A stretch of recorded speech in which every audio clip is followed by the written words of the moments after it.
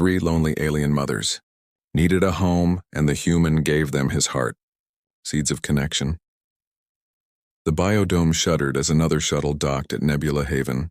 Elian Reed wiped dirt from his hands and frowned at the ceiling. The space station's recent influx of refugees had stretched resources thin, but his sanctuary remained untouched. So far.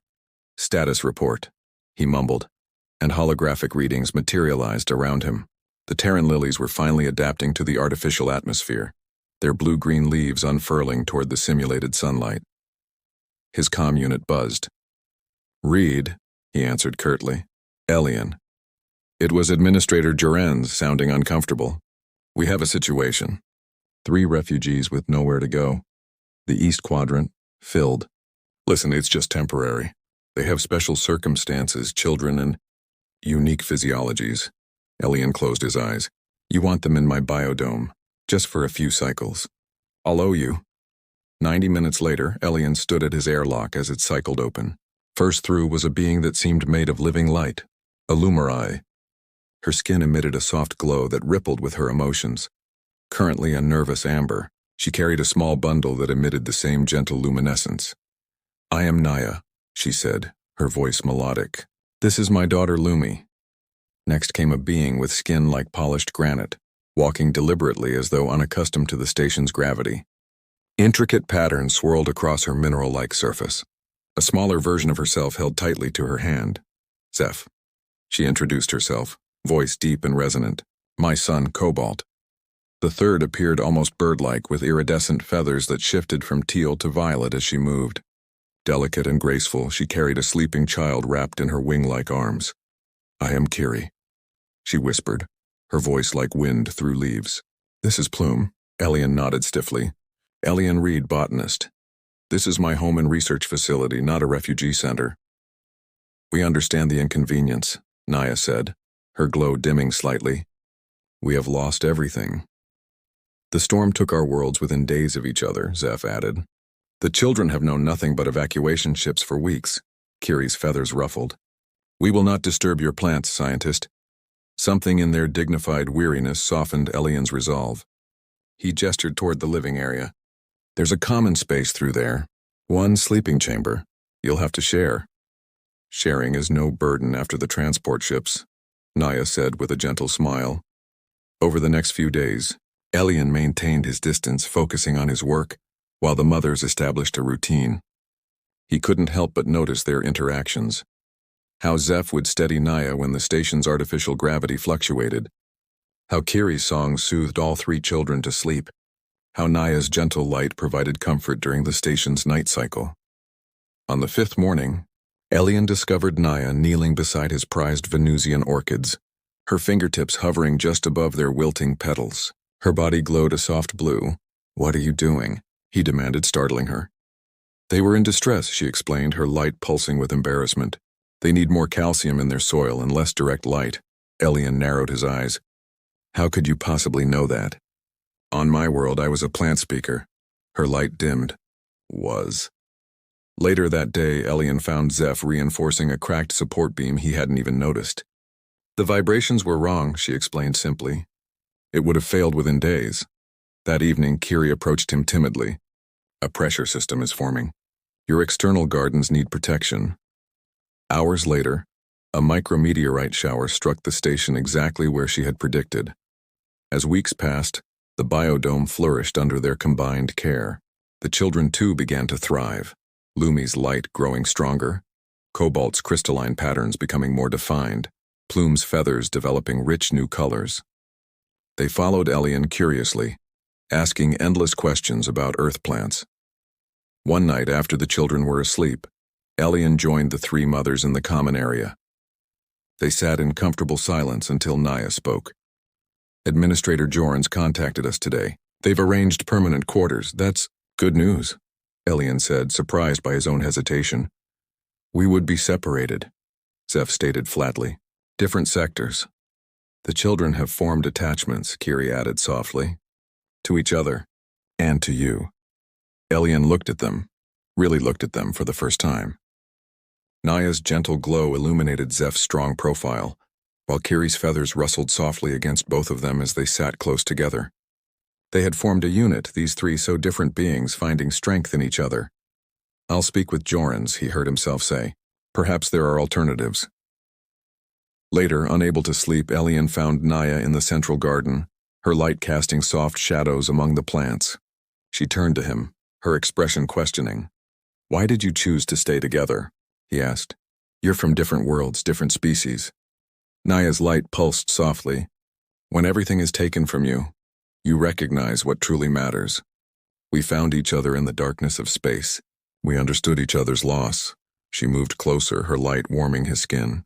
"And now, Elian Reed, we begin to understand you." Her hand, warm and surprisingly soft, touched his.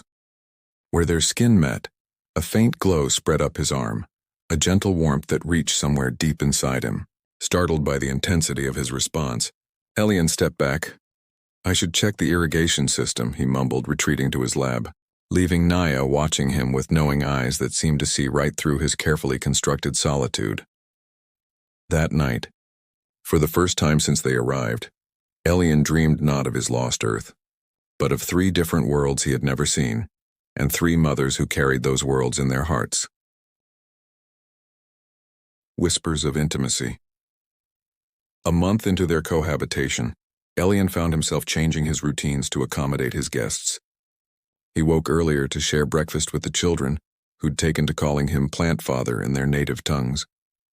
He scheduled his research around Kiri's atmospheric sensitivity, worked alongside Zeph to strengthen the biodome's infrastructure, and found himself lingering in the evening garden when Naya's luminescence was at its most soothing. One evening, as he adjusted the nutrient flow to a new hybrid, he felt Zeph's presence before he saw her. Her crystalline body had a density to it that seemed to bend the space around her. "You've been avoiding being alone with me," she stated without preamble. Elian nearly dropped his tools. "I've been busy." "You are not afraid of Naya or Kiri," she continued, moving closer. The patterns across her mineral skin shifted subtly, forming intricate new designs. "But you are cautious around me." He turned to face her, surprised at how close she'd come. "You're intense." A sound like pebbles tumbling emerged from her. Laughter, he realized with shock. "My people are known for directness, not subtlety." "What exactly are we discussing, Zeph?" She reached out, her crystalline fingers brushing his forearm. Despite their stone-like appearance, they were warm and strangely flexible. "The energy between us. Between all of us." Before he could respond, her other hand touched his chest, directly over his heart. "Your rhythm changes when we are close. It accelerates. Like now." He swallowed hard, unable to deny it. "I've never encountered beings like the 3 of you." "And we have never encountered anyone like you," she replied, her touch lingering. "Someone who sees beyond our differences to what we could become together." Her fingers trailed up to his face, the sensation both alien and thrilling. "My people do not form attachments easily, Elian Reed. But when we do, they are as enduring as the mountains of my lost world." When she finally left him to his work, Elian found his hands were trembling, and not from fear. Days later, he was working late in the nursery section when a soft rustling alerted him to Kiri's presence. She moved with a dancer's grace, her feathers shimmering in the dim light. "You should rest," she said, perching lightly on a stool beside him. "Even plants sleep." "Too much on my mind," he admitted. She tilted her head, a bird-like gesture that emphasized her alien nature. "May I?" Before he could ask what she meant, her feathered fingers touched his temples. A sensation like cool silk spread through his mind, calming his racing thoughts. "On my world, touch healing was valued," she explained, her voice a gentle whisper. "I can ease burdens of the mind if you allow it." Elian closed his eyes, surrendering to her touch. "It feels incredible." Her feathers brushed his cheeks, then traced down to his shoulders, easing tension he hadn't realized he carried. "Your species holds so much inside. It must be exhausting." "We're taught restraint from childhood," he murmured. "A shame," she whispered, her breath warm against his ear. Such capacity for feeling all locked away. Her fingers continued their gentle exploration, finding knots of tension and dissolving them with practiced ease. When they reached his lower back, he couldn't suppress a gasp of pleasure. Kiri paused, her feathers rippling with uncertainty. Have I overstepped? No, he managed, turning to face her. I'm just not used to being touched. Her eyes, so unlike human eyes with their multifaceted depth, studied him intently. The others have touched you. It wasn't a question. Again, he wondered at their apparent awareness of each other's interactions with him. Yes, he acknowledged. Her feathers shifted to a deep, warm purple. We do not experience jealousy as your species does. What nurtures one nurtures all. As if to demonstrate, she leaned forward and pressed her forehead to his, an intimate gesture among her people he'd learned. Where they connected, he felt a tingling warmth that seemed to synchronize their breathing. When Kiri finally withdrew, she left him with a sense of peaceful clarity he hadn't experienced in years. The following week, Elian received a message from Administrator Jorans. The permanent housing was ready, but they needed confirmation within 3 days. That night he paced his lab, torn between the solitude he had once cherished and the unexpected fullness these beings had brought to his life. A soft glow announced Naya's arrival. You're troubled, she said, her light reflecting his inner turmoil. I need to give Jorans an answer about the housing, he replied. She moved closer, her luminescence brightening. And what answer will you give? I don't know. He ran a hand through his hair. I've lived alone for so long. But now you feel the possibility of connection, she finished for him. It frightens you. Doesn't it frighten you? We're from different worlds, different species. We don't even understand all the ways we're different. Naya's light pulsed gently. Understanding comes through closeness, not distance. To demonstrate, she reached for his hand, interlacing her luminescent fingers with his. Unlike their previous brief contact, this time she didn't pull away. Instead, her glow intensified, spreading up his arm in waves of golden warmth. What are you doing? He whispered, mesmerized by the sensation. Showing you how my people share themselves, she answered, her voice taking on a musical quality he hadn't heard before. We are beings of light and energy, Elian. When we care for someone, we can share our essence. The glow continued to spread, enveloping his chest, his neck, finally reaching his face. Everywhere it touched, he felt a tingling intimacy, as if she were caressing him from the inside. This is how we show love, she whispered, moving impossibly closer. Her free hand touched his cheek, and the sensation intensified. This is how we join. When her lips touched his, the light seemed to explode behind his eyelids, filling him with her essence. He felt her joy, her sorrow, her longing. Emotions untranslatable to human terms, but unmistakably genuine. As they separated, breathless, she kept her forehead pressed to his. Now do you understand why we wish to stay? In that moment, Elian Reed, who had fled Earth to escape the complexity of human connections, found himself embracing something far more intricate and beautiful than he could have imagined. Growing together, the decision to request permanent shared accommodations changed everything. Administrator Jorans was initially skeptical, but eventually agreed to a 3-month provisional arrangement. The biodome would be expanded to accommodate all of them properly, with the understanding that they would contribute their unique abilities to station operations. Construction began immediately, with Zeph's structural insights proving invaluable. The crystalline woman seemed to communicate with the very metals and composites of the station, directing the workers to optimal configurations that would maximize both space and stability. Your knowledge is remarkable, Elian told her one evening as they reviewed the plans. You could have been an engineer on any human world. She traced a pattern in the air, her mineral fingers leaving faint sparkles in their wake. On my world, I was a structure singer. We shaped our dwellings through resonance and intention. He watched in fascination as the sparkles settled onto the blueprint, highlighting potential stress points. You mean you literally sang buildings into existence? Not exactly, but close enough. For the first time, he saw a genuine smile transform her crystalline features. Perhaps someday I can teach you our songs. The intimacy that had begun to develop between Elian and each of the mothers deepened as they worked together on their shared home. Unlike human relationships with their exclusivity and jealousy, theirs was a constellation of connections, sometimes Elian with Naya, sometimes with Zeph or Kiri, sometimes the mothers together, and increasingly, all 4 of them in a harmonious unit. Kiri's expertise proved essential for the atmospheric systems. One afternoon, as they calibrated the humidity controls for a new section designed specifically for her feathered physiology, she noticed Elian watching her with undisguised admiration. "You're staring," she commented, her feathers rippling in what he now recognized as pleasure. "Sorry," he said, not looking away. "Your colors change when you're focused. It's beautiful." She preened slightly, her plumage shifting to a deeper, richer blue. "On my world, such compliments would be followed by a gift of song or flight." Elian laughed softly. "I'm afraid I can't fly, and my singing would drive you away rather than draw you closer." Kiri stepped toward him, her movements graceful and deliberate. "Then perhaps you can offer another gift instead." Before he could respond, she had closed the distance between them, her feathered hands framing his face. Unlike the gentle, healing touch she'd shared before, this was clearly something else, a caress filled with intention. "My people express intimacy through touch," she whispered, her breath cool against his skin. "May I show you?"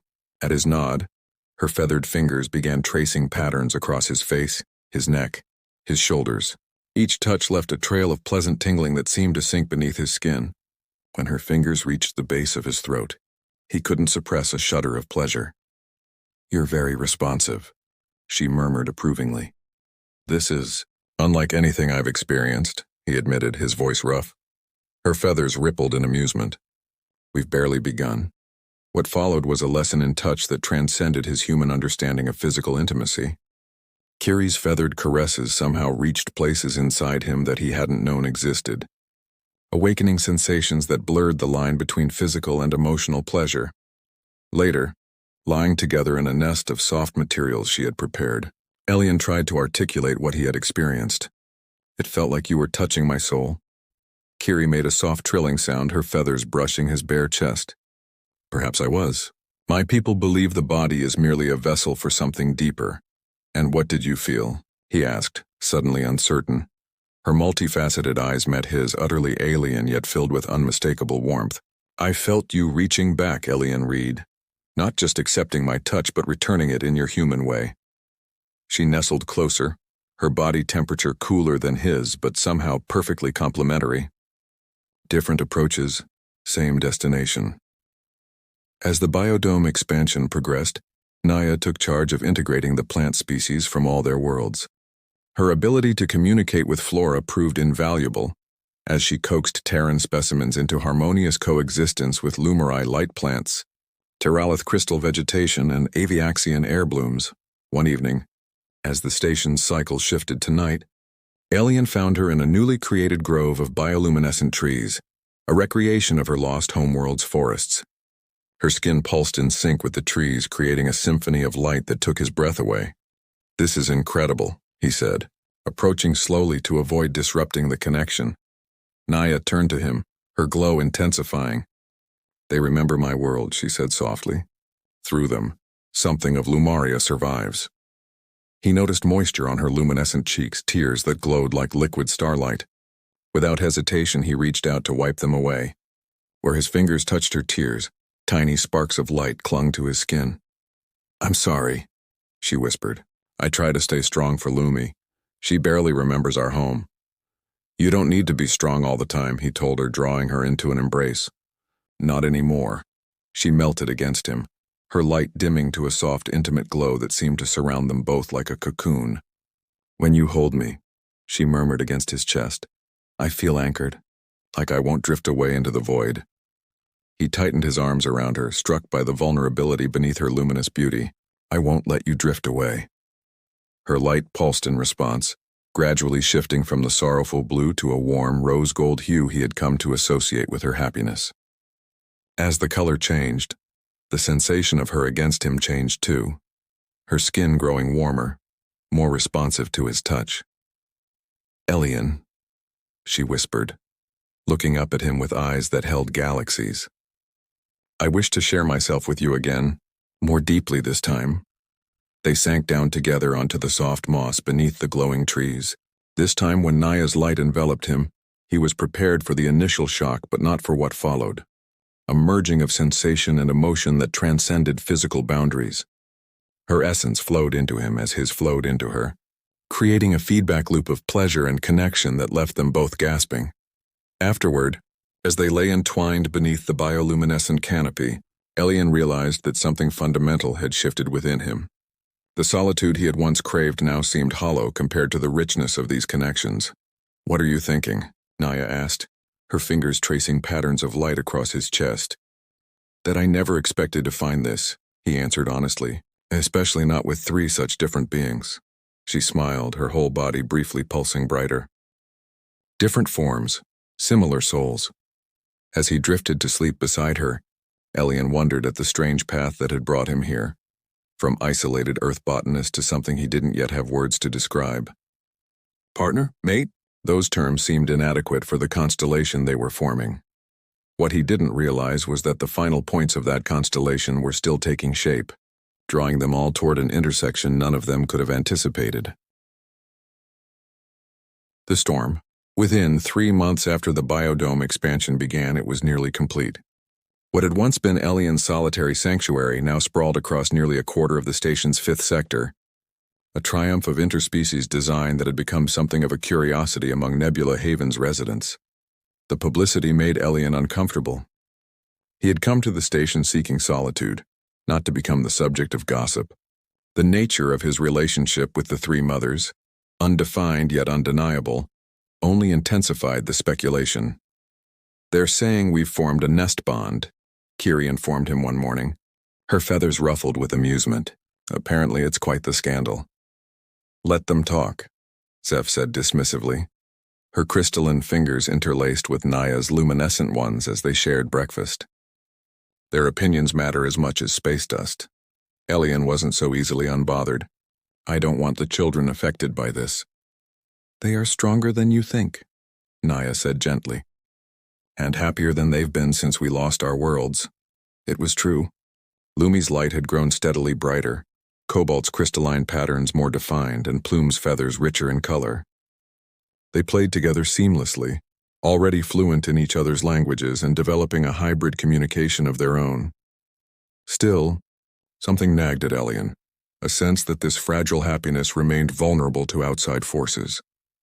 That fear manifested sooner than he expected.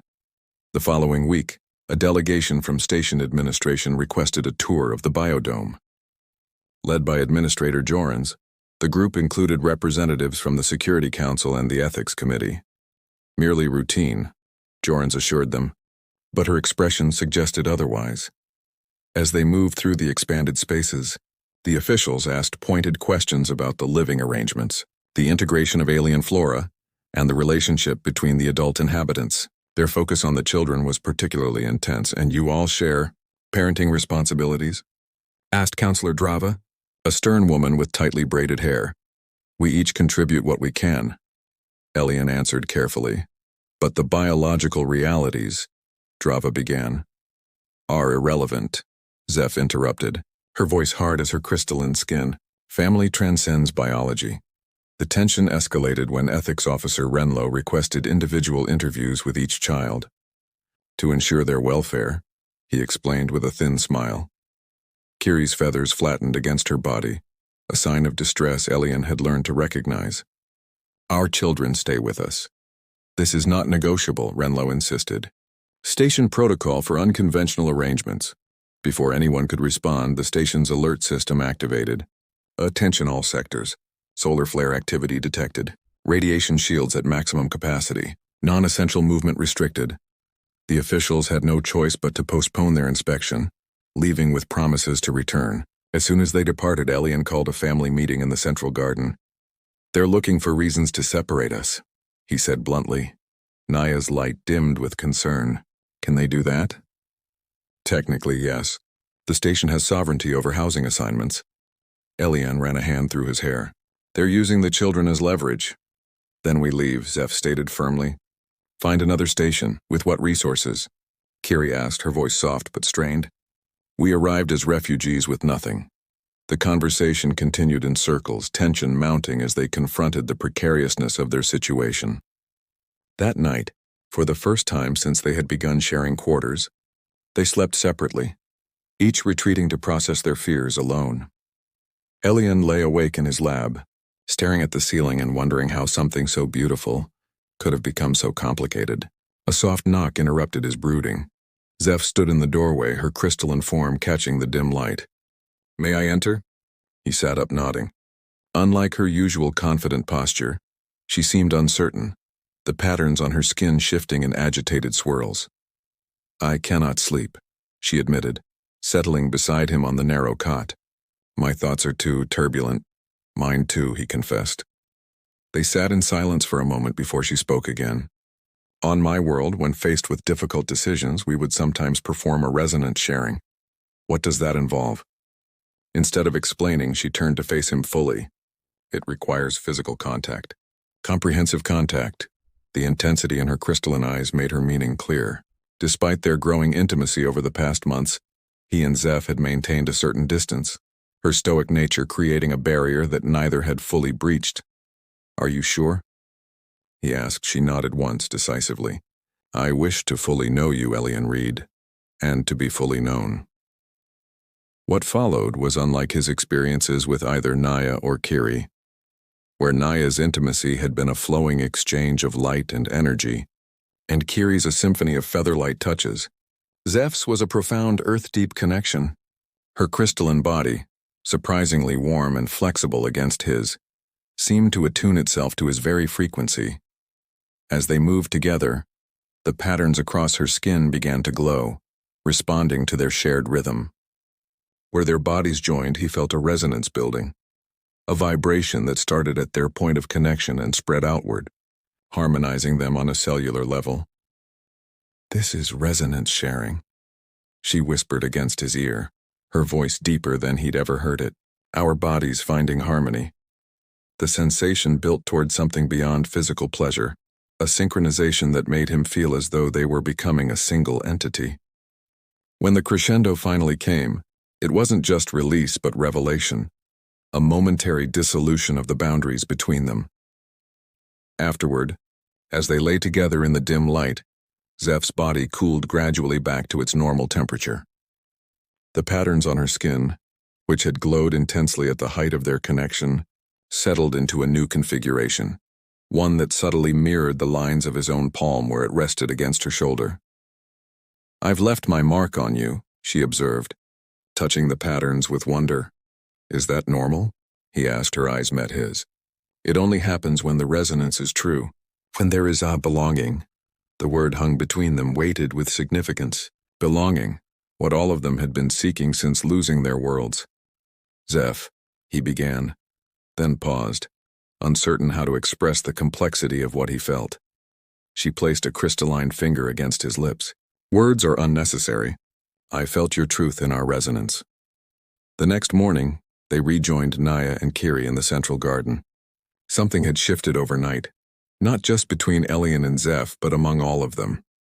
The uncertainty remained, but beneath it lay a newfound resolve.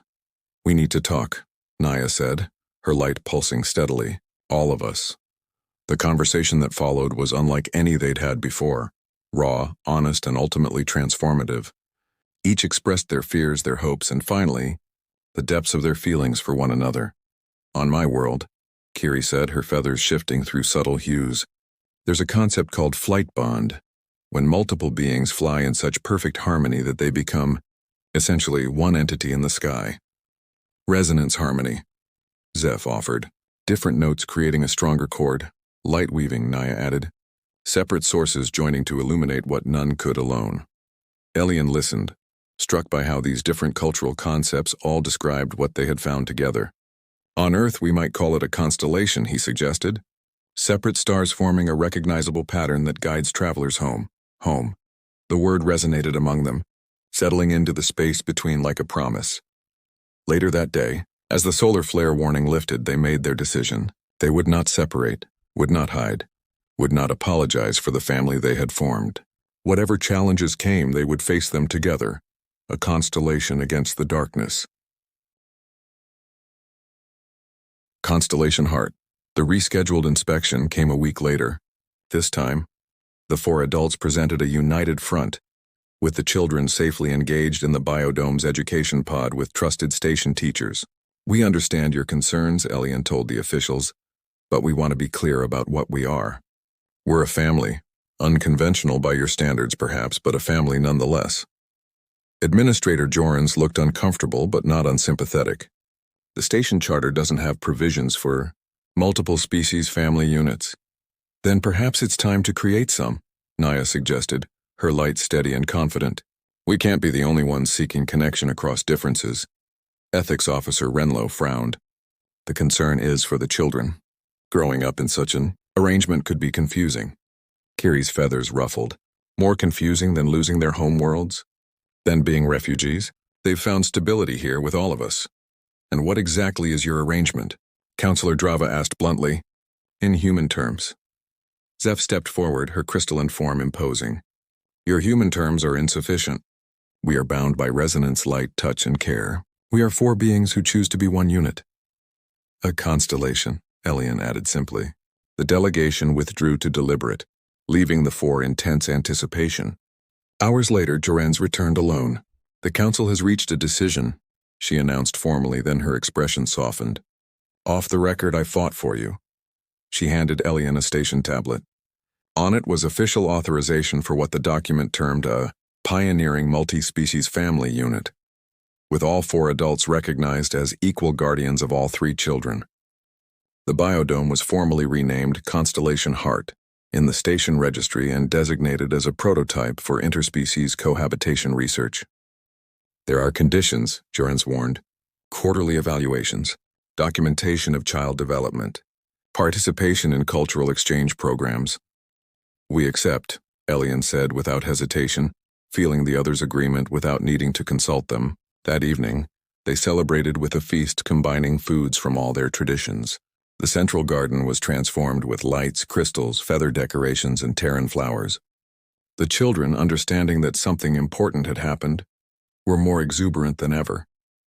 After the little ones were finally asleep, the 4 adults gathered in a private corner of the garden where bioluminescent plants cast a gentle glow over a bed of moss and crystal formations. I've been thinking, Elian said, his voice soft but clear, about making this official in all our traditions, not just station bureaucracy. A joining ceremony, Kiri breathed, her feathers shifting to an excited violet. Yes, he confirmed. If you all want that. Naya's light pulsed with joy. My people exchange essence gifts during bonding. Something of ourselves given freely to the other. Resonance patterns, Zeph added. Permanent harmonizations etched into our forms. Feather weaving, Kiri offered. Each gives a primary feather or similar token to create a shared nest symbol. Elian smiled, taking in their enthusiasm. Then we'll do it all. A ceremony that honors each tradition. The preparations took a month. Station residents, initially scandalized by their arrangement, gradually became intrigued. Many offered help. A seamstress crafted ceremonial attire that accommodated their different physiologies. A chef researched traditional foods from their lost worlds. A musician composed pieces that incorporated elements from all their cultures. On the day of the ceremony, the biodome was filled with witnesses. Not just station officials, but friends they had made during their time together. The children participated proudly, each carrying symbols of their blended heritage. The ceremony began with Zeph's tradition. She guided them through a complex pattern of movements that positioned them at points corresponding to a harmonious geometric form. As they moved, the vibrations in the chamber synchronized, creating audible harmonies that seemed to resonate with the very structure of the station. Kiri's ritual followed. Each of them offered a token of themselves, a feather from Kiri, a crystalline growth from Zeph, a preserved light essence from Naya, and a lock of hair from Elian. Together they wove these elements into a complex knot that would hang in their shared sleeping chamber. Naya's light sharing came next. In full view of the assembled witnesses, she extended her luminescence to encompass all 4 of them, creating a visible aura that merged their silhouettes into a single glowing entity. Within that light, they exchanged whispered promises that only they could hear. Finally, they incorporated Elian's earth tradition, the exchange of rings. Not standard bands, but custom creations. Zeph's made of flexible crystal that adjusted to each wearer's form. Kiri's of delicate woven materials that responded to touch. Naya's of captured light that pulsed in time with their heartbeats. And Elian's of hybrid plant material that would grow and evolve with them.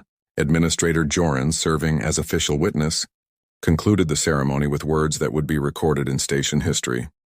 Let it be known that on this day, Nebula Haven recognizes the formation of the first official Constellation family. May your union light the way for others. The celebration continued long into the night cycle, but eventually, the four found themselves alone in their newly completed family quarters. The children slept peacefully in their adjoining room, while the adults gathered in their shared chamber. It feels different now, Elian observed. Official. Naya's light rippled with amusement. Does that change how you feel? No, he admitted.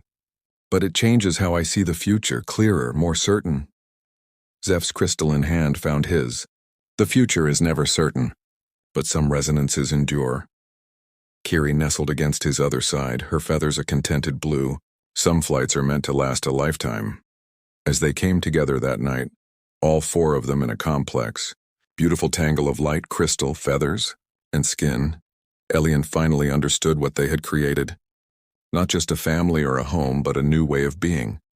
A constellation that created its own light in the vastness of space. Months became years. The children grew, thriving in their unique family. The biodome expanded again, becoming a station highlight and eventually a model for interspecies cohabitation throughout the system. Scientists came to study their botanical innovations. Refugees found inspiration in their story, and bureaucrats developed new classifications to accommodate the families that followed their example. Throughout it all, they remained a constellation, four different beings whose connections formed a pattern stronger and more beautiful than any could have achieved alone. In their garden under the artificial stars, they created something the universe had never seen before. A home where differences weren't merely tolerated but celebrated, where love transcended species, and where the loneliness of space gave way to the warmth of belonging. On the anniversary of their official union, as they gathered in the central garden now lush with vegetation from a dozen worlds, Naya's light embraced them all. Did you ever imagine, she asked Elian, when we first arrived at your door that we would become this? He looked around at the family they had formed, at Zeph teaching Cobalt and Lumi the crystalline patterns of her lost world, at Kiri helping Plume perfect her flight in the biodome's open spaces, at the home they had built together from the fragments of their separate losses. No, he admitted with a smile. But then, the most beautiful constellations are the ones we never expected to discover. In the heart of Nebula Haven, their light shone as a beacon, proof that even in the darkest reaches of space, with enough courage and care anyone could find their way home.